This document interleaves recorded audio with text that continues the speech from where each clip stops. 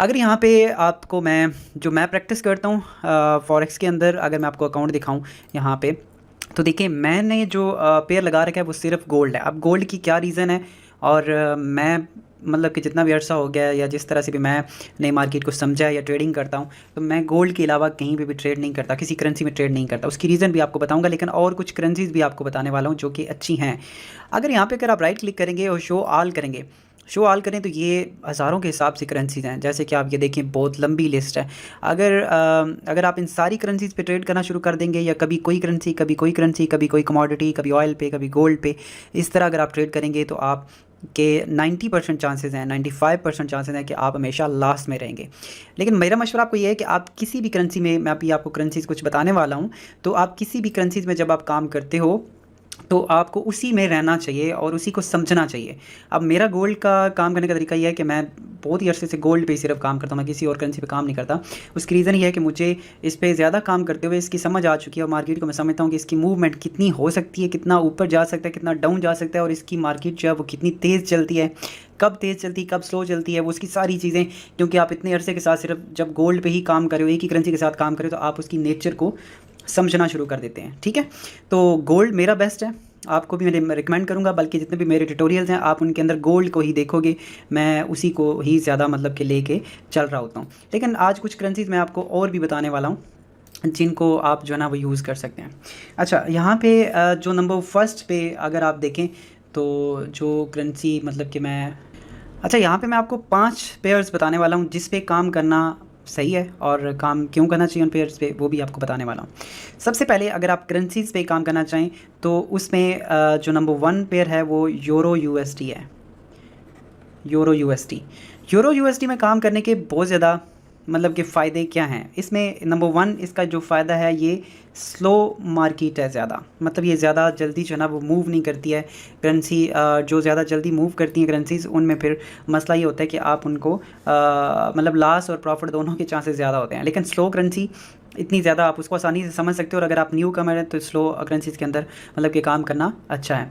दूसरा, इसमें जो स्प्रेड है वो बहुत ही कम है। ठीक है, स्प्रेड बहुत कम है। यूरो यूएसडी में सबसे कम स्प्रेड अगर आप देखें तो यूरो यूएसडी का, और ये दोनों कंट्रीज जो हैं यानी कि यूरोप और अमेरिका, इनके दरमियान कंपटीशन बहुत ज़्यादा होने की वजह से आपस में इनकी करेंसीज़ को मतलब ये स्टेबल करेंसीज़ हैं, जिसकी वजह से इनके अंदर मूवमेंट ज़्यादा नहीं आती, और अगर आती भी है तो ये करेंसी क्या आती है, अगर मसलन ये इस तरह से ऊपर जा रही है, तो यहाँ से अगर ये मूव करके ऊपर गई है, तो दोबारा चांसेस हैं कि ये इसके वापस इसी पॉइंट पे आ जाएगी, और इसी तरह से इस तरह मूव करती है। अगर कहीं ऊपर जाती भी है तो फिर वापस इसी पे आ जाती है, नीचे जाएगी तो दोबारा फिर इसी पे आ जाएगी।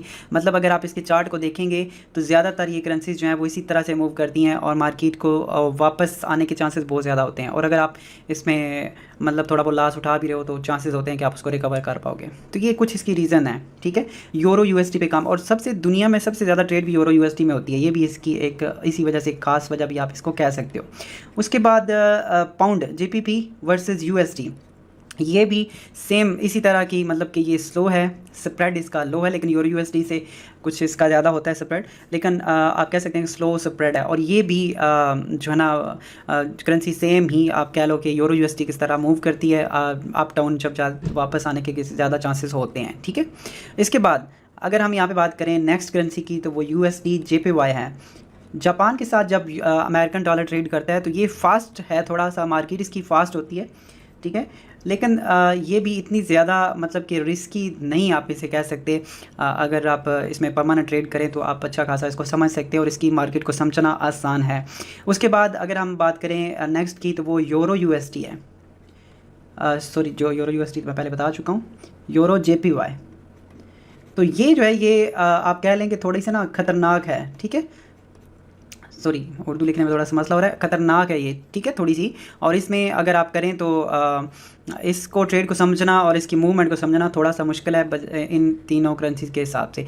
तो अगर आप इसमें ज़्यादा अच्छे तरीके से ट्रेड कर सकते हैं तो फिर इसमें आने की ज़रूरत नहीं है, लेकिन फिर भी ये 4 पेयर्स में आप काम कर सकते हो। और जो नंबर 1 मैंने आपको बताया, जो मेरा फेवरेट मतलब कि जिसके ऊपर मैं ट्रेड करता हूँ, वो है गोल्ड। और मैं आपको रिकमेंड करूँगा कि गोल्ड के ऊपर आप टाइम लगाएं।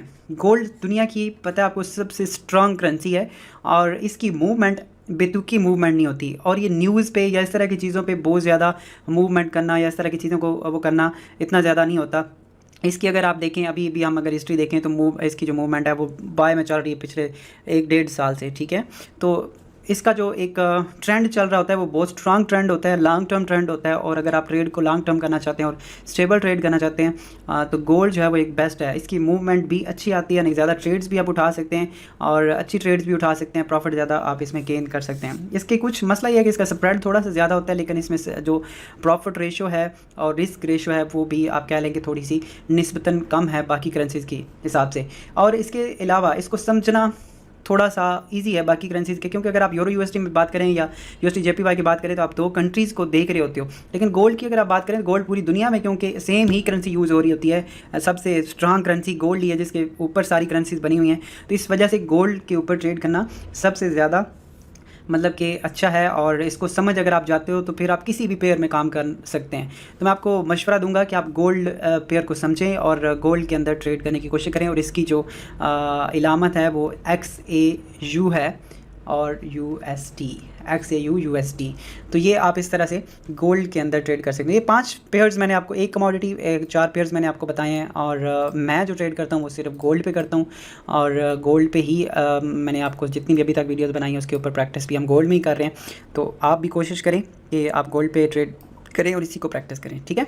तो नीचे डिस्क्रिप्शन में कुछ ब्रोकर्स हैं जो कि जिनके साथ मैं काम कर रहा हूँ, वो भी रिकमेंडेशन है, अच्छे ब्रोकर्स हैं और अच्छी मतलब कि उसमें है। अगर आप उनके साथ काम करना चाहते हैं तो नीचे डिस्क्रिप्शन में लिंक है।